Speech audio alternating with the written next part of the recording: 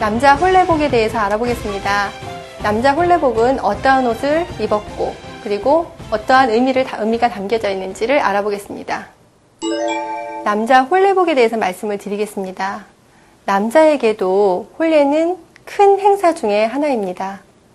가장 큰 행사 중에 하나이기 때문에 또 큰 예복을 입어야 했죠. 예복이라고 하는 것은 궁중과 관리들에게 국한되어 있는 것이기 때문에 서민들은 입어볼 수 없는 옷이었습니다. 그 중에 하나를 서민들도 일생에 딱 한 번 홀레 때 입을 수 있게 허용했습니다. 그 옷의 종류가 바로 사모관대입니다. 바로 쓰고 있는 요 사모와 그 다음에 달령입니다. 우리나라 저고리는 기본적으로 직선형의 고든 깃이 기본입니다.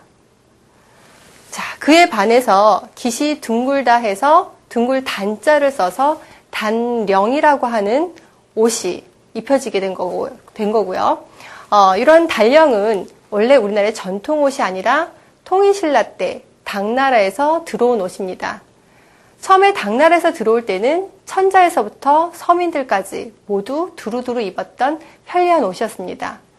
이것이 차츰차츰 변화하여 고려시대, 조선시대를 거쳐서 바로 관리들의 일상 직무복으로 정착을 하게 되었습니다. 관리들의 일상 직무복이었고요. 처음에는 지금 가슴에 달려있는 요 부분, 가슴 흉과 그 다음에 잠깐 뒤를 돌아주시면 등배, 그래서 흉배라고 얘기를 합니다. 처음에 고려시대와 조선시대 초까지만 하더라도 흉배는 없었습니다. 품계에 따라서 이런 지금 대재질의 종류를 가지고 구별을 했었는데 잘 구분이 되지 않는다 하여서 단종 때 처음 제정된 것이 바로 흉배입니다. 맨 처음 제정되었을 때는 가슴 한가득히 크게 장식을 하였고요. 차츰차츰 작아졌습니다. 우리가 흔히 알고 있는 것은 문가는 학, 무가는 호랑이 이렇게 알고 있습니다. 이거는 조선시대 영조에 가서 정해진 것이고요. 그 이전에는 나는 새, 기러기가 될 수도 있고요. 그러니까 여러 가지 나는 새 종류를 하였고, 그 다음에 달리는 짐승 이렇게 구분을 하였습니다. 관리들도 품계가 있었는데 당상관 1품부터 3품까지는 학 2마리, 그리고 무가는 호랑이 2마리, 그리고 나머지 당하관은 1마리씩 하게 되죠. 이 단령을 홀레 때 허용을 한 것입니다. 우리가 보통 사극에서 볼 때 단령은 품계에 따라서 색상도 정해진 것처럼 보이는데요. 그렇지 않고 단지 유행색만 있었습니다. 주로 많이 입었던 것은 홍색 단령, 홍단령과 그 다음에 흑색 단령, 흑단령입니다. 흑색은 겉에 단순히 흑색으로만 입는 것이 아니라 안감을 홍색이나 남색을 대서 아청색이라고도 얘기를 하게 됩니다.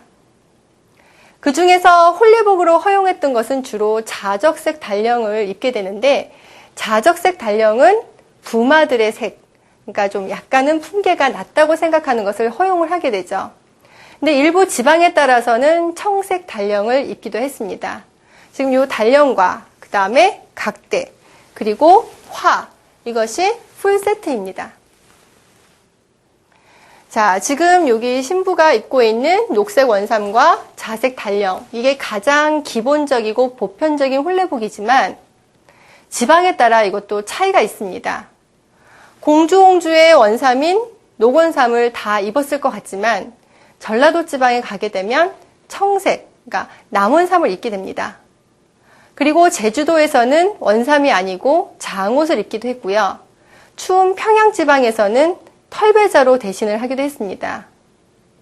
자, 이렇게 복잡하고 무거운 옷을 하루 종일 입고 있기도 굉장히 힘들었을 것 같은데 개성 지방에 가게 되면 3일 동안 홀레를 치르게 됩니다.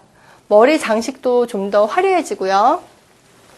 아까 안감 쪽에 이런 남색 선을 댔었는데 이것이 겉으로 와서 달리는 형태의 원삼을 입게 됩니다. 3일 동안 머리 장식 모양도 바꿔가면서 홀레를 치르게 되고요. 함경도 지방에 가게 되면 좀 더 소박한 모습으로 바뀌게 됩니다. 이것도 지방과 집안 사정에 따라서 재질과 색상과 여러 가지 차이가 있게 됩니다. 남자 홀레복에 대해서 알아봤습니다. 홀레복의 색상, 그리고 구성, 그리고 어떠한 유래로 입게 되었는지까지 알아보았습니다.